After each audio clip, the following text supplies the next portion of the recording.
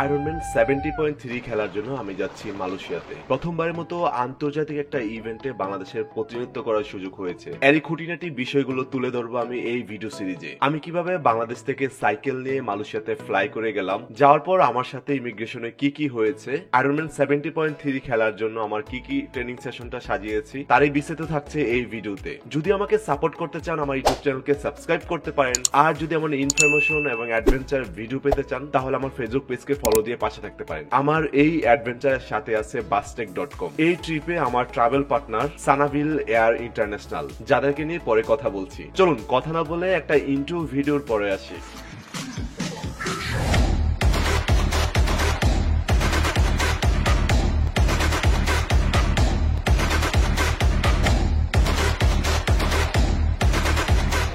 আমি বর্তমানে চলে আসছি ঢাকা এয়ারপোর্টে। মূল কারণ হচ্ছে যাচ্ছি আয়রনম্যান 70.3 মালয়েশিয়াতে।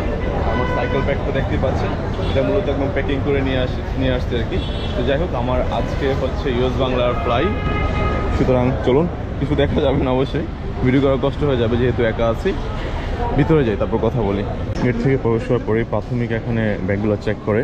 আমার এটা চেক শেষ, বাট এখন সামনে যাওয়ার পালা। বুকিংয়ের জন্য রেডি আমার সাইকেল সামনে। অনেকে সাইকেল নিয়ে অনেক কথা বলেছেন যে সাইকেল কীভাবে নিব, সেটাও দেখাবো, আপনাদের সাথে কথা বলবো কিছুক্ষণ পরেই। এটার মাপটা আমি আপনাদেরকে বলতেছি। হচ্ছে এটা 19 কেজি 700 গ্রাম আছে। ওকে, ফাইনালি হচ্ছে বুকিং ডান। ইমিগ্রেশন ক্রস করবো, আর ইমিগ্রেশনের ভিতরে কিন্তু কোনোভাবেই ক্যামেরা ইউজ করা যাবে না। ইমিগ্রেশনের ভিতরে গিয়ে আপনাদের সাথে কথা বলবো। আগে একটু হালকা পাতলা নাস্তা করে নিতে হবে, কারণ আমি সকালে কিছু খাওয়া হয়নি। তবে আমি একটা খুবই টেনশনে ছিলাম, কারণ আমার সাইকেলটা নেওয়া যাবে কিনা। মূল কারণ হচ্ছে যে সিঙ্গাপুর এয়ারলাইন্স কিন্তু অলরেডি ঘোষণা দিয়ে বলেছিল যে তারা সাইকেল ক্যারি করে, কিন্তু ইউএস বাংলা বা বিভিন্ন প্রতিষ্ঠান কিন্তু এর জন্য একটা চার্জও নেয়। তো সেই জায়গা থেকে খুবই টেনশনে ছিলাম। ইউএস বাংলা এখানে আসার পর একদম স্মুথলি হয়েছে, কিন্তু সাইকেলে কীভাবে প্যাকেট করেছি বিভিন্ন কিছু আপনাদের সাথে কথা বলার আছে, বা কোন সাইজের প্যাকেটটা হলে আপনি ইজিলি করতে পারবেন সেটা একটা বিষয়। সব কিছু আপনাদেরকে জানাবো। আগে আমি ইমিগ্রেশনটা ক্রস করি। ভাবছিলাম যে আপনাদের সাথে সাইকেলের বিষয় নিয়ে কথা বলবো, তবে কথা বলবো আমি ইমিগ্রেশন ক্রস করার সময় প্রায় হচ্ছে 2 ঘন্টার বেশি, প্রায় 2 ঘন্টার কাছাকাছি হচ্ছে আমাকে এটা সেটা বংচং কত কিছু করারও। কারণ হচ্ছে মালয়েশিয়া যাচ্ছি প্রথমবারের মতো, ওরা বিভিন্ন কিছু ইনফরমেশন নিল। ফাইনালি যাত্রা শুরু হচ্ছে, বিমানে ওঠা হইলো। সবচেয়ে বড় বিষয় হচ্ছে ইমিগ্রেশনে প্রচুর ঝামেলা হয়েছে। ঝামেলার মূল কারণ হচ্ছে ইমিগ্রেশন ক্রস করার সময় আমি লাস্টবার যখন ভারতে গিয়েছিলাম, তখন ইমিগ্রেশনের সিলে কোনো একটা নাম্বার থাকে, সেই নাম্বারটা মিসিং ছিল। সেটার জন্য আমাকে ইমিগ্রেশনের বিভিন্ন জায়গায় দৌড়াদৌড়ি করতে হয়েছে। একদম লাস্ট স্টেপে আমার বিমানে ওঠা। সাইকেল নিয়ে কীভাবে যাচ্ছি আর কি মূলত। তো এটা মনে হয় এখন আর কথা বলা যাবে না, কারণ কিছুক্ষণের মধ্যে অলরেডি আমার 8:30 বাজে। অলরেডি হচ্ছে 3 মিনিট লেট হয়ে গেছে বিমান। কিছুক্ষণের মধ্যে বিমানটা হয়তো ফ্লাই করবে। এটা হচ্ছে আমি একদম আপনাদের সাথে শেয়ার করবো। লাঙ্গেতে গিয়ে হচ্ছে একদম টোটালি সাইকেলটা যখন করবো তখনই সব কিছু বলবো ইনশাল্লাহ। যাই হোক, সবাই শেষ পর্যন্ত দেখা থাকুন। আর যদি আমাকে সাপোর্ট করতে চান তাহলে আমার ইউটিউব চ্যানেলকে সাবস্ক্রাইব করতে পারেন, আর যদি ফেসবুক পেজ থেকে দেখে থাকেন তাহলে পেজটিকে ফলো দিয়ে রাখতে পারেন। এখন হচ্ছে জাস্ট বাইরের ভিউটা দেখবো এবং আকাশটা দেখবো, যেহেতু দিনের বেলা ফ্লাই, সব কিছু এনজয়ফুল হবে। দেন পরবর্তীতে দেখা হচ্ছে।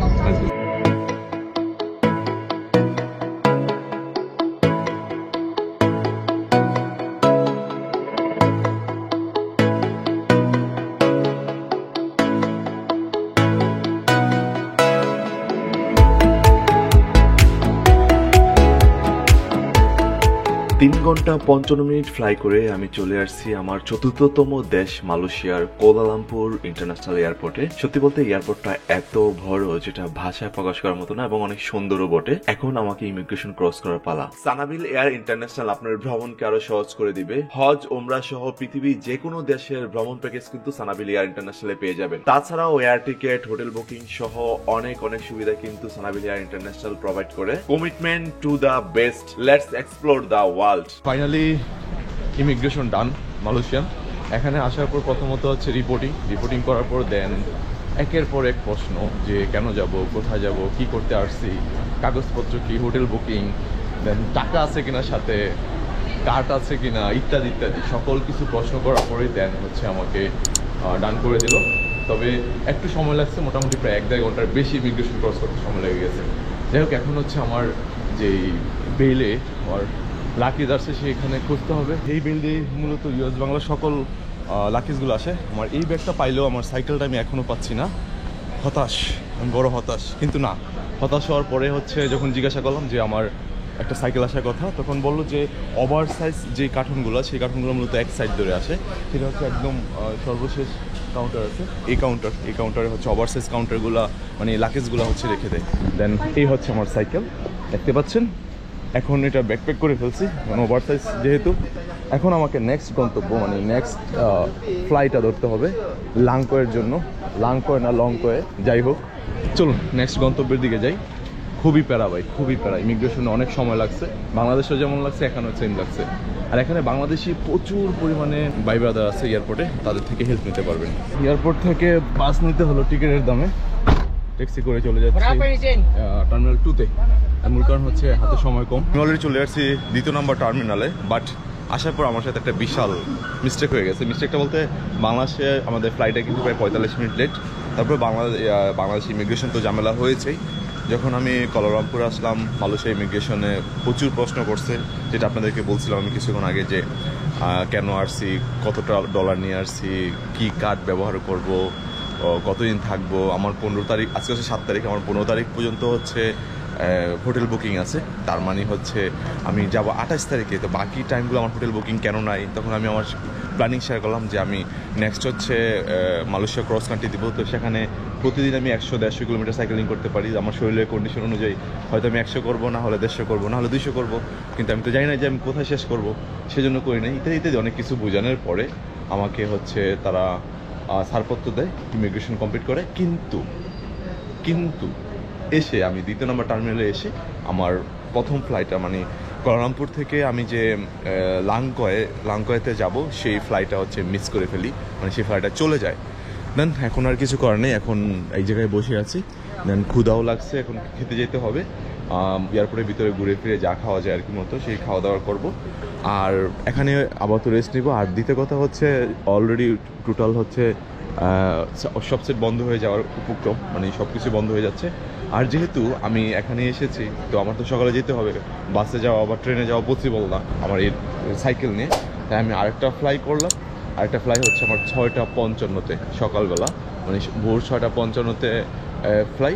আর সেই ফ্লাইয়ের জন্য আমি এখন অপেক্ষা করতেছি। এখন ওই জায়গায় একটু ঘুমিয়ে দেন আবার যাত্রা শুরু করবো। চলুন, কথা না বলে এখন আপাতত খাওয়া দাওয়া শেষ করে দেন ঘুমাবো। হ্যাঁ, যাই হোক, টানা 12 ঘন্টা পরে আবারও ফ্লাইট ধরতেছি, কারণ আমার ফ্লাইটটা ছিল 7:30টায়। সেই ফ্লাইট ক্যান্সেল হয়ে এখন 6:55 হচ্ছে আমার ফ্লাইট। মানে সারা রাত ধরে আমি এয়ারপোর্টে বিভিন্ন জায়গায় ঘোরাঘুরি, বসে থাকা, আড্ডা দেওয়া, শুয়ে থাকা, সব কিছু মিলে অনেক কিছু করেছি। যাক, ঘুম থেকে উঠে এয়ারপোর্টে এসে, মানে টার্মিনালে এসে যখন করছিলাম, আমার বুকিংটা জাস্ট করছিলাম, তখন ফ্লাইট মিসিং দেখাইছিল। বাট ফাইনালি আবার খুব সুন্দর একটা সিস্টেম আমার কাছে মনে হলো, যে স্ক্যানে নিজের মতো করে বুকিং দিয়ে দেন হচ্ছে টিকিটটা আমি সংগ্রহ করি। একদম যেটা একদম নিজের মতো করে করা যেতেছিল আর কি। যে এখন হচ্ছে এই লাকেজ, যেহেতু আমি সাইকেল এবং হচ্ছে আমার লাকেজগুলো দেবো, এটা হচ্ছে ট্যাগগুলো সংগ্রহ করবো এখান থেকে।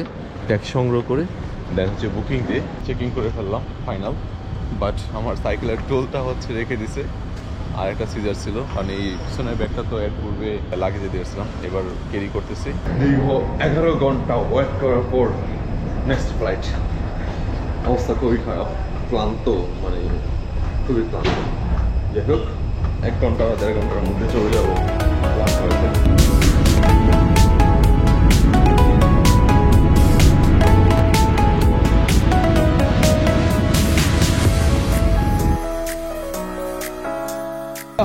ফাইনালি লাংকয়েতে, সত্যি বলতে অনেকটা সময় আগে আসার কথা থাকলো, 12 ঘন্টা পরে আসছি। লাংকয়েতে হচ্ছে আমার সাইকেল চলে এসেছে। এখন আপনাদেরকে আজকের এই গল্পটা বলবো, সাইকেল নিয়ে কীভাবে জার্নি করতে হয়। এই সাইকেল চলে আসছে, দেখতে পাচ্ছেন। সে সিম কার্ডটা নিয়ে নিলাম। সিম কার্ডটা নেওয়ার কারণ হচ্ছে যোগাযোগ ব্যবস্থা খুবই ভালো থাকতে হবে। আর এখানে হট লিঙ্কটা নিয়েছি মূলত আমি 30 দিনের জন্য, হচ্ছে 80 GB নেট দিবে।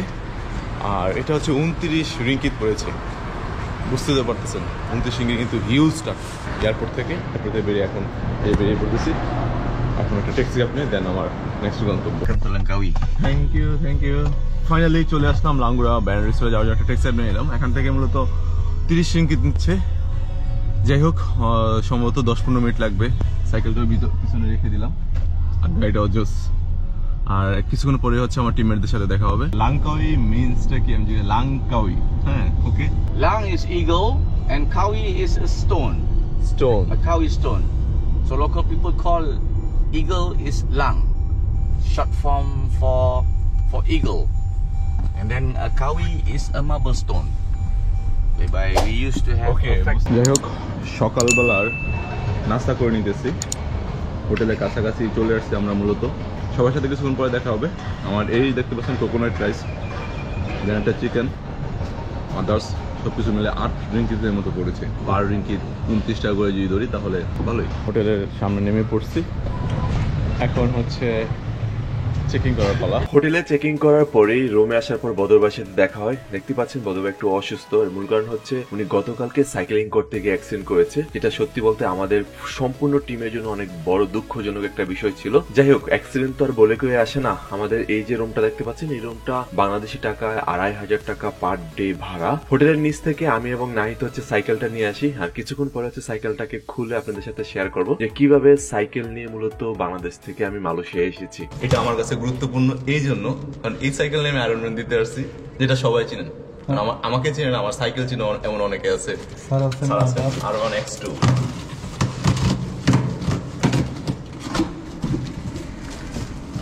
এবং মোস্ট প্রবলি আলামিনী প্রথম আয়রনম্যান ইভেন্ট এই সাইকেল দিয়ে দেওয়ার দুঃসাহস করেছে। এটা হচ্ছে আমার কেরিয়ার। এটাতে কিট আছে কিছু। কিভাবে আনতেছি বা খুলতেছি এটা দেখতেই পাচ্ছেন। শুধুমাত্র আমি সামনের চাকাটা খুলছি, আর সাইকেল বিমানে ক্যারি করার জন্য একটা মাপ আছে, সেই মাপটার বিষয়ে আপনাদেরকে জানাবো। এই হচ্ছে ফুল সাইকেলটা। হ্যাঁ, এখানে সাইকেলটা জাস্ট ইজিলি আমি একটু দেখেন, এই যে সাইকেলটা বক্সটা সরাই ফেলেন, এই যে ফুল সেটআপটা। ওকে, এই যে ফুল সেটআপটা এটা। এটা হচ্ছে জাস্ট হালকা ফিট করবো, তেমন আমরি কিছু করবো না। এরোবার লাগাই। এই যে সাইকেল জাস্ট এই হ্যান্ডেলবারটা হচ্ছে আমি এখানে ফিট করার পর আমার এই চাকাটা এখানে লাগিয়ে দেবো। এই কাজ, এটা বেশি সময় লাগবে না। তো আমাকে হেল্প করতেছে ফারুক ভাই, ধন্যবাদ ভাই এত প্যারা নেওয়ার পরেও। যাই হোক, এটা রুমের সামনেই করতেছি, চাকাটা লাগিয়ে ফেলতেছি। আর চাকা লাগানো তো একদম ইজি একটা কাজ যারা সাইক্লিং করেন। হ্যাঁ, আর হ্যাঁ, ওয়েল ব্রেকে সবসময় হচ্ছে একটা সাপোর্ট দিবেন। এটা যদিও একদম আমি কিনেই নিছি, কিন্তু এটা যদি না পান তাহলে ভিজিটিং কার্ড আছে না, ভিজিটিং ব্যাংকে ওয়েল ব্রেকে যা লাগাই দিবেন, না হলে চাপ খেলে ব্রেকের তেল পড়ে যাবে। হ্যাঁ, ওকে।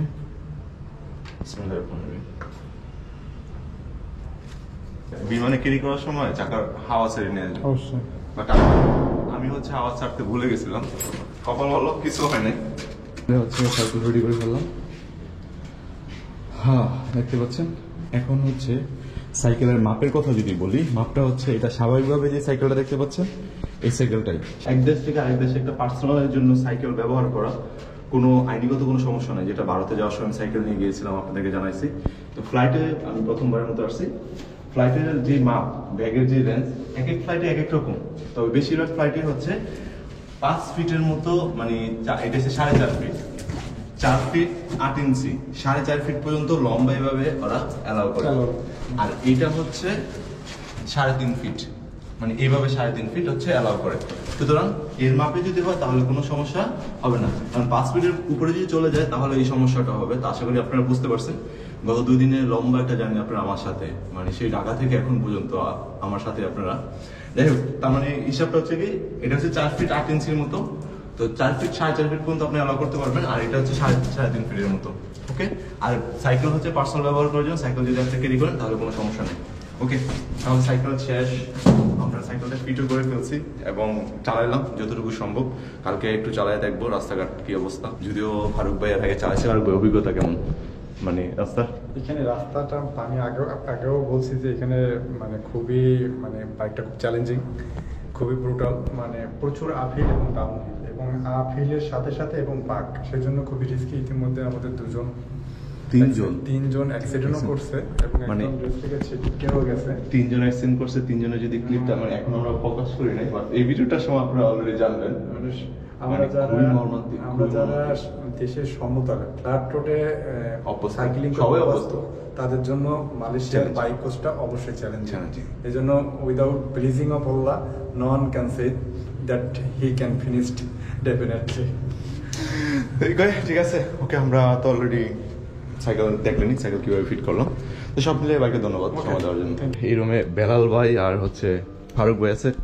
কি অবস্থা ভাই? এই, কি অবস্থা? এই ভাই, যাদের মূলত হচ্ছে কি যাদের দেখে অনুপ্রেরণা পাই, তো তাদের সাথে কি হোটেলে আমার রুম হচ্ছে সামনে, বদলের সাথে শেয়ার করছি, আর ভাই আর দুজনে শেয়ার করছি। কেমন চলতেছে আপনাদের প্র্যাকটিস? আলহামদুলিল্লাহ, প্র্যাকটিস করলাম আজকে সাঁতারের পরে একটু সাইক্লিং করলাম, দৌড়াইলাম, মোটামুটি আজকে সবগুলো ইভেন্ট। ভাই কিন্তু এখানকার পুরনো পাপি, আর ভাই বছর নতুন। কেমন কেমন ছিল আপনার ফার্স্ট টাইম সাইক্লিং? কি শেষ করতে পারবো আমরা? বাইক কোর্সটা আমার কাছে মনে হচ্ছে সবচেয়ে ব্রুটাল, মানে অনেক আপ হিল এবং ডাউন হিল, এবং বাইকটাই মূলত চ্যালেঞ্জ এখানে। আচ্ছা, বাইক শেষ, এখানে হচ্ছে আচ্ছা আয়রনম্যান করে মজাটা কি পান? আমি তো আপনাদের দেখতে দেখতে এসে পড়ছি, যেটা সিরিয়াসলি আসলে মানুষ তো অনেক ধরনের পাগল থাকে, আমরা এই ধরনের অ্যাডভেঞ্চার পছন্দ করি, এই জন্য আমরা এই ধরনের পাগল, আচ্ছা। এটা মজা আমাদের জন্য। ফারুক ভাই কিন্তু ফারুক ভাই বউ নিয়ে আসছে, এই যে। আমি আমার নতুন আচ্ছা, ভাইয়ের বউটা কিন্তু অনেক দামি। এই যে এটা ভাই, এটা কত নিচ্ছে আপনার? যদিও এখানে অনেক মানে বুঝতে পারতেছেন, এটা কত কি ছিল? সব মিলে 13 মতো পড়ছে। কি 13 লাখ? 13 লাখ টাকা সাইকেল? আপনি বলেন, আমি বুঝলাম না বুঝলে তো কিছু করার নেই। আচ্ছা, জিনিসটা আসলেই এমন, কারণ হচ্ছে এই যে সাইকেলটা দেখতে পাচ্ছেন, সার্চ দেন, গুগলে সার্চ দিয়ে দেখেন। এই যে এটা একটা সাইকেল, হ্যাঁ, এই যে দেখেন, এটা একটা cycle Canyon brand, all number 1 brand Canyon. ক্যানিয়নের হচ্ছে এটা প্রায় 13 লক্ষ টাকা পড়ছে। জাস্ট জোস, এটা যদি মানে একাঙ্গুলো লাগানো পসিবল। আছে তো ব্যালেন্স। যাই হোক, খুব শুভকামনা রইলো। এটা কি কিট রাখার জন্য? এটার ভিতরে তেল খাবার, এটা পানি, এটার ভিতরে পানি, এটা কি পুরোটাই পানির ভিতরে? এটা পানি। এটা পানি? হ্যাঁ, এটা পানি। আচ্ছা আচ্ছা, এটা তার মানে হচ্ছে পানি আপনার আলাদা কি করতে হয় না? কারি করতে হবে না, এটা যে পাইপ আছে, এই পাইপ দিয়ে আমি একটু রাবার দিয়ে বেঁধে রাখছি, এটা দিয়া এই পানি আমি এখান থেকে পানি ঢুকাই দিব, এই পেটের ভিতরে পানি থাকবে, আমি পাইপ দিয়ে খাবো। আর এটা হচ্ছে মিটার। যাই হোক, ইত্যাদি। আর বাইকটা তো আছে, এগুলো এটা রেগুলার সাইকেল, দেখালাম আপনি। আমার গরিবের সাইকেল, আমি এটা দিই। আর সবচেয়ে বড় বিষয় হচ্ছে এখানকার যাই 15-16 জন আমরা আসছি, ইভেন্ট পুরো ইভেন্টের সবচেয়ে গরিব আছে আমি আমি নিয়ে আসছি সারা যে যত মানে খারাপ জিনিস রেস করবে সে তত প্রাউড ফিল করবে। ওকে, ঠিক আছে। এখন হচ্ছে রাত 10টা বাজে, পুরো রাস্তাটা জমজমট, কিন্তু আমাদের ঘুমিয়ে পড়তে হবে, বিশেষ করে আমার ঘুমিয়ে পড়তে হবে। এর মূল কারণ হচ্ছে গত 2 দিন খুবই জার্নি ছিল বাংলাদেশ থেকে এখান পর্যন্ত আসা। আর এই ভিডিওটা আমি এখানেই শেষ করছি, কারণ আপনারা অলরেডি দেখে ফেলেছেন আমি সাইকেলটা কীভাবে আনছি এবং সাইকেলটা আনার কি প্রসেস, তাছাড়া সাইকেলটা আমি ফিট করেছি এটাও দেখে ফেলেছেন। আর সত্যি বলতে খুবই এনজয়ফুল, মানে পুরো শহরের ট্যুরিস্ট বেসিস। যাই হোক, রাতে খাওয়া দাওয়াটা করে নিলাম হোটেল থেকে। তো সবাইকে অসংখ্য ধন্যবাদ আমার সাথে থাকার জন্য। আমার এই আয়রনম্যান 70.3 জার্নিটা যদি পরিপূর্ণ শেষ করতে চান তাহলে সামনের পর্বগুলো দেখতে পারেন, আর যদি আমাকে সাপোর্ট করতে চান তাহলে আমার ইউটিউব চ্যানেলকে সাবস্ক্রাইব করতে পারেন। আর যদি মানে এক্সাইটেড এবং হচ্ছে মানে অ্যাডভেঞ্চার জিনিস লাইভ দেখতে চান তাহলে আমার ফেসবুক পেজকে ফলো দিতে পারেন, ইনস্টাগ্রামও ফলো দিতে ভুলবেন না। যাই হোক, সবাই ভালো থাকবেন, সুস্থ থাকবেন। দেখা হচ্ছে আগামী পর্বে, মানে আগামীকাল থেকে আমার একদম পরিপূর্ণ ওয়ার্কআউটটা শুরু হবে, একদম লাংকয়াতে বা আয়রনম্যান 70.3 যে জার্নিটা, সেই জার্নিটা মূলত আমি মাত্র আসলাম এখানে। আর কালকে থেকে মূলত প্র্যাকটিস সেশনটা, যদিও আমার হাতে খুবই কম সময়, তারপর যতটুকু প্র্যাকটিস সেশন করা যায় সেটাই করবো। তো সবাই ভালো থাকবেন, সুস্থ থাকবেন, দেখা হচ্ছে আগামী পর্বে। আল্লাহ হাফেজ। Tell me pretty lies, look me in the face. Tell me that you love me